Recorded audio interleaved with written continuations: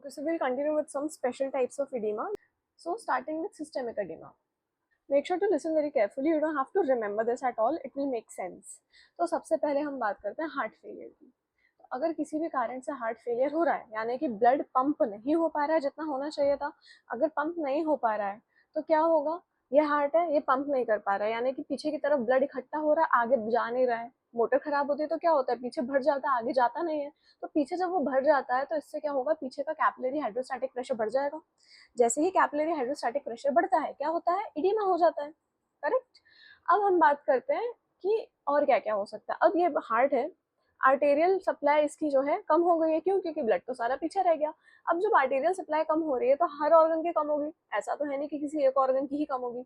अब इन इतने सारे ऑर्गन्स में से एक ऑर्गन है which is very very very sensitive towards arterial blood supply, which is kidney. तो किडनी को जैसे ही लगता है कि उसके पास ब्लड कम आ रहा है, रीनल ब्लड फ्लो कम हो रहा है, तो किडनी क्या करती है, auto regulation of its own blood flow. अगर फिजियोलॉजी याद आ रहा हो तो in order to do that ये क्या करता है, ये रास सिस्टम को एक्टिवेट करता है. जैसे ही रास एक्टिवेट होता है, क्या होता है, सोडियम वाटर रिटेंशन होने लगता है.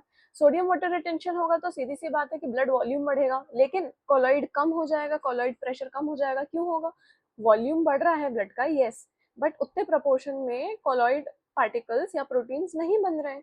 तो हाइड्रोस्टैटिक प्रेशर बहुत ज्यादा बढ़ गया है एंड कोलॉइड प्रेशर कम हो गया, जिसके कारण अगेन क्या होगा, oedema. At the same time I want you to remember, kidney में जितने भी पंप्स लगे हुए हैं, majority of them are active transport, यानी कि उनको लगेगा ATP for doing anything at all. ATP कहाँ से मिलेगा, माइटोकॉन्ड्रिया से. माइटोकॉन्ड्रिया कैसे एटीपी बना रहा है, बाय यूजिंग ऑक्सीजन. ऑक्सीजन कहाँ से आ रहा है, ब्लड में से. ब्लड ही कम जा रहा है तो ऑक्सीजन कम आएगा, ऑक्सीजन कम आएगा तो एटीपी कम आएगा, और एटीपी कम मिलेगा तो रीनल फेलियर बढ़ने लगेगा.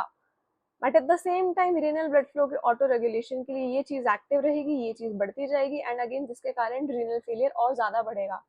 रीनल फेलियर बढ़ेगा तो किडनी क्या है, फिल्टर नहीं कर पाएगी, फिल्टर नहीं कर पाएगी तो पानी ज्यादा रह जाएगा, बॉडी में ज्यादा रह जाएगा, फिर से ब्लड वॉल्यूम बढ़ेगा और इडीमा हो जाएगा. अब आ जाते हैं हम कि अगर वॉल्यूम के साथ हम छेड़खानी ना करें और सिर्फ ऑन्कोटिक प्रेशर कम ज्यादा हो तो क्या होगा. मान लो फॉर एनी रीजन प्लाज्मा में एल्ब्यूमिन कम बन रहा है, उसका क्या काम था, वो अपने पूरे सरफेस वाटर मॉलिक्यूल्स चिपका के रख रहा था, एड्सॉर्ब करके रख रहा था. अब ये एड्सॉर्ब करने के लिए वो है ही नहीं, तो amount of volume of water which is free floating which can exert hydrostatic pressure will increase. और ये किस किस कारण से हो सकता है, या तो रॉ मटेरियल ही ना हो, मटेरियल है लेकिन बनने में दिक्कत हो, हेपाटिक सिंथेसिस में दिक्कत हो, या फिर बन जाए लेकिन वो बॉडी रिटेन ना कर पाए, नेफ्रोटिक सिंड्रोम हो. तो इसके कारण क्या होगा, प्लाज्मा ऑन्कोटिक कम होगा, जिसके कारण अगेन इडेमा हो जाएगा. Now moving towards congestive heart failure के कारण जो इडेमा होता है उसको हम बोलते हैं कार्डियक इडेमा. होता है ये भी बॉडी में, पूरी बॉडी में है. दिस इज अ सिस्टेमिक इडेमा, इसका बस नाम कार्डियक इडेमा है क्योंकि ये होता कार्डियक कॉजेस के कारण है. अगेन कंजेस्टिव हार्ट फेलियर की बात करते हैं. कंजेशन यानी कि कहीं पे इकट्ठा हो रहा है कुछ. तो हार्ट फेलियर अगर कंजेस्टिव टाइप का हो रहा है तो क्या होगा, अगेन ब्लड पंप कर नहीं पा रहा, तो ये जो पीछे वाला पार्ट है तुम्हारा वीनस पार्ट, यहाँ पे क्या हो जाएगा, पुलिंग ऑफ ब्लड होने लगेगी. पुलिंग ऑफ ब्लड होगी तो क्या होगा, वहां पे प्रेशर बढ़ेगा ब्लड का, जिसको हम कैसे नाप रहे हैं, सेंट्रल वीनस प्रेशर से. सेंट्रल वीनस प्रेशर बढ़ेगा, अगेन वही दिक्कत आएगी, हाइड्रोस्टैटिक प्रेशर बढ़ जाएगा कैपिलरी में, जिसके कारण होगा इडीमा. अब कंजेस्टिव हार्ट फेलियर अगर हो रहा है तो आगे भी ब्लड आगे तो पंप जा नहीं पा रहा, जिसके कारण क्या हो रहा है, लोकलाइज्ड हाइपोक्सिया हो रहा है. और जब जब हाइपोक्सिया होता है, हमारी जो कैपिलरी है उसकी परमेबिलिटी बढ़ जाती है. This is your bodies compensatory mechanism, कि हो सकता है डिफ्यूजन अच्छे से नहीं हो रहा हो तो capillaries are like more permeable, कि भाई चला जाए कैसे भी करके ऑक्सीजन डिफ्यूज हो जाए, बट वो होगा नहीं. अगेन कार्डियक इडीमा, जैसे ही इसकी परमेबिलिटी बढ़ेगी क्या होगा, वाटर बाहर की तरफ रश होगा, कार्डियक इडीमा हो जाएगा. सारा ब्लड जब तक आगे जाएगा नहीं, कार्डियक आउटपुट बढ़ेगा नहीं, तो कार्डियक आउटपुट कम है. कार्डियक आउटपुट कम होता है तो क्या फील होता है बॉडी को, कि वो हाइपोवोलीमिक शॉक में जा रही है या उसको हाइपोवोलीमिया फील होता है. जैसे ही हाइपोवोलीमिया फील होगा, किडनी फिर से एक्टिवेट हो जाएगी, रास साइकिल एक्टिवेट कर देगी, एडीएच सिक्रीट करवा देगी. इसके कारण क्या होगा, water retention, sodium water retention होगा, फिर से फ्लूइड का जो है प्रेशर बढ़ेगा. फ्लूइड के प्रेशर को हम हाइड्रोस्टैटिक प्रेशर बोलते हैं, फिर से कार्डियक इडीमा हो जाएगा. सो this is how it works. Now moving on to pulmonary edema. Edema is a type of local edema. तो अगर लेफ्ट वेंट्रिकुलर फेलियर होता है या मिट्रल स्टेनोसिस होता होगा, इन दोनों कॉजेज में क्या हो जाएगा, जो लेफ्ट एट्रिया का प्रेशर है वो बहुत ज्यादा बढ़ जाएगा. और जब ये लेफ्ट एट्रिया का प्रेशर बढ़ेगा तो ये जो है बैक फ्लो करना चाहेगा पल्मोनरी वेन्स में, क्योंकि पल्मोनरी वेन्स की ओपनिंग में वहां पे वॉल्व नहीं है, तो बैक फ्लो इज पॉसिबल. जैसे ही ये बैक फ्लो होगा, पल्मोनरी वेन्स और पल्मोनरी कैविटी का जो है हाइड्रोस्टैटिक प्रेशर बढ़ जाएगा. जैसे ही वो बढ़ेगा, यहाँ पे क्या हो जाएगा, इंटरस्टिशियल एडिमा होने लगेगा. इंटरस्टिशियल एडिमा होगा तो क्या होगा, एक पॉइंट के बाद वो एल्वियोलर एडिमा में कन्वर्ट हो जाएगा। मैट्रिक्स में एडिमा हो रहा है और मैट्रिक्स के यहाँ पे एल्वियोला है, एक पॉइंट के बाद ये जो वाटर यहाँ पर है वो इधर भी आएगा, एल्वियोलर एडिमा हो गया। जैसे ही एल्वियोलर एडिमा होगा रेस्पिरेटरी फेलियर हो जाएगा। क्यों रेस्पिरेटरी फेलियर होगा? एयर एक्सचेंज मेंटेन करने के लिए एल्वियोलाई का पहली बात तो ड्राई होना जरूरी है, दूसरा उसमें सर्फेक्टेंट का प्रेजेंट होना जरूरी है ताकि सरफेस टेंशन बनी रहे, वो कोलैप्स ना हो जाए। जैसे उसमें पानी आएगा सर्फेक्टेंट का काम खत्म हो जाएगा। दूसरा, एयर वाटर इंटरफेस को कोई कैसे क्रॉस करके डिफ्यूजन कर पाएगा? तुम सांस तो ले रहे हो, हवा भी जा रही है, बट वो एल्वियोलाई में जब एक्सचेंज करना होता है वहां पे हवा नहीं जा पा रही, वहां पे पानी भरा हुआ है, तो रेस्पिरेटरी फेलियर। अब अगर लंग में ही कोई दिक्कत हो, अक्यूट रेस्पिरेटरी डिस्ट्रेस हो या फिर शॉक की कंडीशन हो या इन्फेक्शन हो या यूरेमिया हो, तो इन सब में क्या हो रहा है, यहाँ पे जो कैपिलरी वॉल बैरियर है लंग्स का वो जो है डैमेज हो रहा है। जैसे ही वो डैमेज हो रहा है क्या हो रहा है, अगेन परमेबिलिटी बढ़ रही है जिसके कारण इंटरस्टिशियल एडिमा हो रहा है, जिसके कारण एल्वियोलर एडिमा हो रहा है, जिसके कारण रेस्पिरेटरी फेलियर होगा। नॉन अक्लीमेटाइज्ड एल्टीट्यूड राइज हो गया, अगर बिना सोचे समझे बहुत जल्दी में तुमने बहुत ज्यादा एल्टीट्यूड ऊपर के कवर कर लिए, बॉडी को क्या फील होगा, एनॉक्सिया, उतना ऑक्सीजन मिलेगा नहीं। एनॉक्सिया होता है तो क्या होता है, कैपिलरी वॉल डैमेज होती है, कैपिलरी वॉल डैमेज होती है तो क्या होता है, परमेबिलिटी। अब अगली बार से जितनी भी बार तुम्हें ये सुनने को आए कि कैपिलरी वॉल डैमेज हो रही है, you have to think about increased permeability.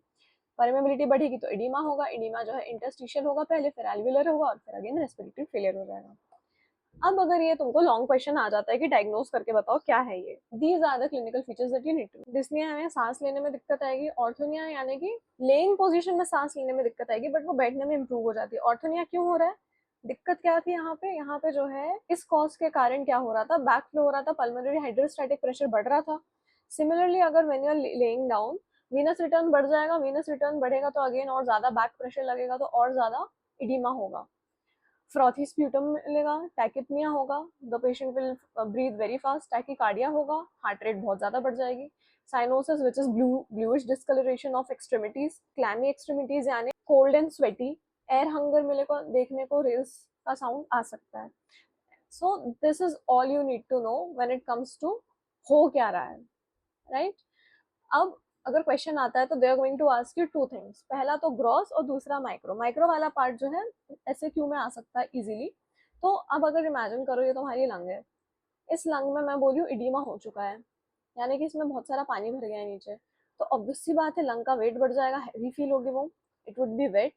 सब क्रिपेनेंट फ्रॉथी एक्सिडेंट मिलेगा, यानी कि when you press it it makes some sound, rustling sound आता है, एंड फ्रॉथी एक्सुडेशन देखने को मिलेगा। इसमें कर्ली लाइंस होती हैं, this is extra, you don't need to remember this if you don't want to, जो कि एक्सरे में देखने को मिलती है। Micro, this is the most important part over here. यहाँ पे तुमको क्या क्या चीजें देखने को मिलेगी, सबसे पहला तो कंजेस्टेड एल्वियोलर कैपिलरी। रिमेंबर हमने जितनी बार पैथोजेनेसिस पढ़ा कहीं ना कहीं घूम फिरा के ये आ रहा था। सिमिलरली यहाँ पे सबसे पहले हम ये लिखेंगे कंजेस्टेड एल्वियोलर कैपिलरी देखने को मिलेगी।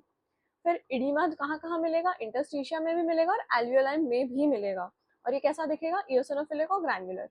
अब इसमें एक स्पेसिफिक टाइप ऑफ सेल होता है जिसको हम बोलते हैं हार्ट फेलियर सेल, ये बहुत इंपॉर्टेंट टॉपिक अपने आप में, एमसीक्यू शॉर्ट नोट किसी में भी आ सकता है। ये क्या होता है, this is alveolar macrophage in oedema, haemosiderin laden alveolar macrophage. यहाँ पे देखो जैसे एल्वियोलाई है, यहाँ पे जो है क्योंकि एक्सुडेशन हो रहा था तो यहाँ पे ब्लड सेल्स भी होंगे।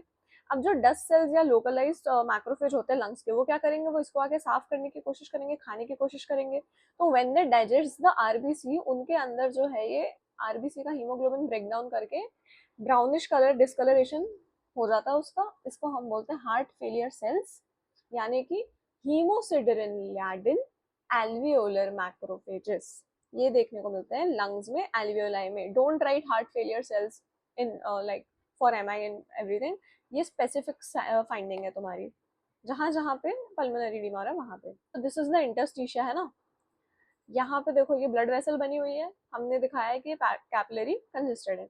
यहाँ पे एल्वियोलाई है, एल्वियोलाई में हमने इडीमा का फ्लूइड दिखा दिया, यहाँ पर हार्ट फेलियर सेल भी बता दिए, ये आरबीसी दिखा दिया जो कि इंजेस्ट करने वाला है।